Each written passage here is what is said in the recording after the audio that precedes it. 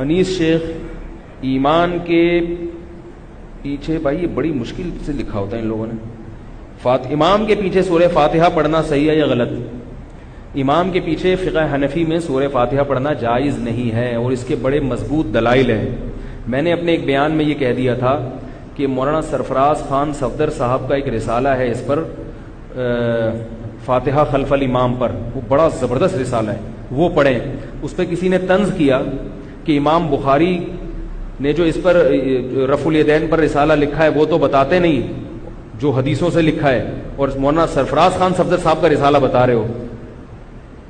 تو یہ ہوتا ہے کسی کی بات کو نہ سمجھنا اور خام خواہ میں کسی پہ طنز کرنا۔ مولانا سرفراز خان صفدر صاحب نے جو لکھا ہے وہ بھی حدیثوں سے ہی لکھا ہے، تو یہ دیکھا جاتا ہے کہ لکھی ہوئی کیا چیز ہے، آئی بات سمجھ میں۔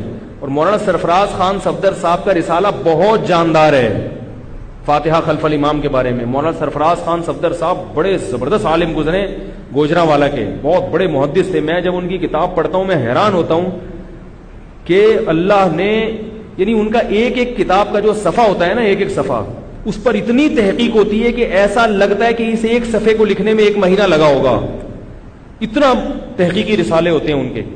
تو ان کے بہت سارے کتابیں ہیں، ان کی کتابیں پڑھا کریں، لیکن وہ ذرا علمی اسٹائل میں ہے تو بعض دفعہ عوام کی سمجھ میں نہیں آتی، یعنی گاڑی اردو ہے اس میں۔ تو ان کا ایک پورا رسالہ ہے اس پر۔ باقی امام کے پیچھے فاتحہ پڑھنے کو ہم ناجائز کیوں سمجھتے ہیں، اس کے دلائل ہیں۔ ایک تو قرآن مجید کی آیت ہے وَإِذَا قُرِئَ الْقُرْآنُ فَاسْتَمِعُوا لَهُ وَأَنصِتُوا، جب قرآن مجید کی تلاوت کی جائے تو خاموشی سے سنو اور خاموش رہو۔ عبداللہ ابن مسعود رضی اللہ تعالیٰ عنہ فرمایا کرتے تھے کہ یہ نماز کے بارے میں آیت نازل ہوئی ہے کہ صحابہ پہلے نماز میں امام کے پیچھے قرات کرتے تھے، جب یہ آیت نازل ہوئی تو انہوں نے قرات سے روک دیا، تو پتہ چلا کہ جس حدیث میں امام کے پیچھے فاتحہ پڑھنے کا حکم ہے وہ منسوخ ہے۔ بعض لوگ کہتے ہیں یہ آیت تو مکی ہے، نہیں یاری بات سمجھ میں، اور فاتحہ کا حکم تو مدینہ میں نازل ہوا۔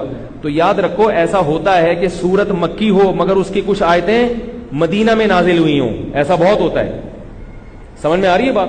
اور دوسری بات کہ جو جن احادیث میں امام کے پیچھے فاتحہ کا حکم دیا گیا وہ صریح نہیں ہے، کیونکہ اس میں آتا ہے اقرأ بہا فی نفسک، اپنے دل میں پڑھو، زبان سے پڑھنے کا حکم ہو یہ نہیں، ہم نے کہیں روایت میں اس کی وضاحت نہیں ہے۔ اور ممانعت کی جو دلیل ہے اس میں ایک اور حدیث میں آتا ہے، بہقی کی روایت ہے، بالکل صحیح سند سے ثابت ہے یہ۔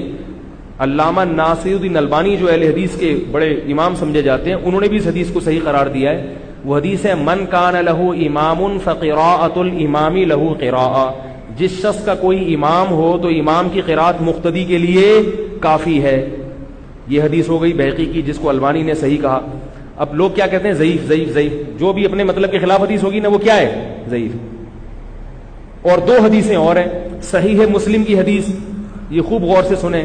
آپ صلی اللہ علیہ وسلم نے فرمایا انما جعل الامام لیؤتم بہ، امام کو امام اس لیے بنایا جاتا ہے کہ اس کی اقتداء کی جائے۔ آگے حدیث کے الفاظ ہیں فاذا کبر فکبروا، جب امام تکبیر کہے تو تم بولو بھائی تکبیر کہو۔ واذا قرأ فانصتوا، جب قراءت شروع کرے تو کیا ہو جاؤ، خاموش۔ آگے فرمایا وَإِذَا قَالَ وَلَا الضَّالِّينَ، جب امام وَلَا الضَّالِّينَ کہے قُولُوا آمین، تو آپ کی فاتحہ کہاں گئی اس میں، مقتدیم کے کہیں ہے فاتحہ پڑھو۔ اور پھر آگے وَإِذَا رَكَعَ فَارْكَعُوا، جب رکوع کرے تو کیا کرو، رکوع کر لو۔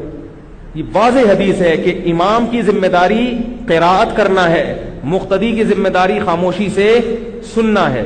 اور ایک اور حدیث، جو لوگ یہ کہتے ہیں کہ بخاری میں آتا ہے کہ نبی صلی اللہ علیہ وسلم نے فرمایا لا صلاۃ لمن لم یقرأ بفاتحۃ الکتاب، جو سورہ فاتحہ نہیں پڑھتا اس کی نماز نہیں ہوتی۔ تو کہتے ہیں مقتدی اگر نہیں پڑھ رہا تو نہیں ہوگی۔ ہم یہ کہتے ہیں اس حدیث میں یہ منفرد کے بارے میں اور امام کے بارے میں ہے، کیونکہ امام جب پڑھے گا تو مقتدی نے حکمن پڑھ لی ہے، کیونکہ امام مقتدیوں کی طرف سے سورہ فاتحہ کے معاملے میں نمائندہ ہے۔ بعض کہتے ہیں پھر رکوع کی تسبیح بھی امام کو پڑھنے دیں، آپ نہ پڑھیں۔ ہم کہتے ہیں حدیث سے پتہ چلتا ہے کہ قراءت میں امام مقتدیوں کا امام ہے اور مقتدیوں کی طرف سے اس کی قراءت کافی ہو جائے گی۔ اتحیات میں اور تسبیحات میں ایسی کوئی حدیث نہیں ہے، بات آ رہی ہے سمجھ میں۔ اور یہ سورہ فاتحہ کو ہم پروٹوکول دے رہے ہیں، عزت دے رہے ہیں کہ اس میں امام کی طرف سے ایک نماز کا ایک بہت بڑا رکن ہے نا، ایک بہت اہم رکن ہے۔ تو جب امام فاتحہ پڑھے گا تو وہ سب کی طرف سے نمائندگی کرے گا. تو یہ جو بخاری کی حدیث ہے کہ لا صلاۃ لمن لم یقرأ بفاتحۃ الکتاب، کہ جو سورہ فاتحہ نہیں پڑھتا اس کی نماز نہیں ہوتی، اس حدیث کا مطلب سمجھ میں آیا؟ اب یہ جو میں نے مطلب بیان کیا اس کی دلیل بھی حدیث سے ہی ثابت ہے. نہیں آ رہی بات سمجھ؟ بعض لوگ کہتے ہیں اس میں یہ تو تم نے اپنی طرف سے ٹیکنیکل فرق نکال لیا ہے کہ امام چونکہ نمائندگی کر رہا ہے تو گویا امام نے پڑھ لی تو گویا مقتدی نے بھی گویا پڑھ ہی لی. یہ تو عقل سے آپ مسئلہ نکال رہے ہیں، تو صرف عقل سے نہیں ہے، حدیث سے بھی ہے.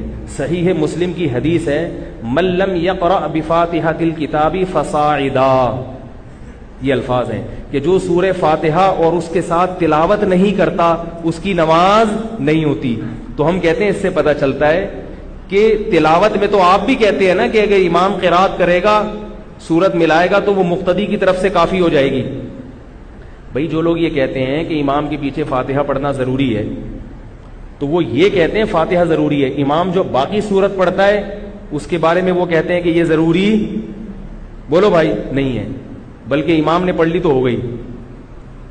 تو ہم یہ کہتے ہیں کہ حدیث میں تو یہ بھی آتا ہے، صحیح ہے مسلم کی حدیث ہے کہ جو سورہ فاتحہ نہیں پڑھتا اور اس کے ساتھ مزید سورت نہیں ملاتا اس کی بھی نماز نہیں ہوتی. تو پھر سورت بھی ملاؤ نا پیچھے امام کے. جب اس میں آپ یہ کہتے ہو کہ سورت ملایا امام نے تو مقتدی کی طرف سے ہو گئی وہ، تو ہم کہتے ہیں اسی طرح فاتحہ بھی امام نے پڑھ لی تو مقتدی کی طرف سے ہو گئی. تو پوری حدیث یہ نہیں ہے کہ جو فاتحہ نہیں پڑھتا اس کی نماز نہیں ہوتی. پوری حدیث صحیح ہے مسلم میں ہے، اس کے الفاظ ہیں کہ جو فاتحہ نہیں پڑھتا اور مزید سورت نہیں ملاتا اس کی نماز نہیں ہوتی. بات آ گئی سمجھ میں؟ نہیں آئی تو پھر فوج بلواتے ہیں.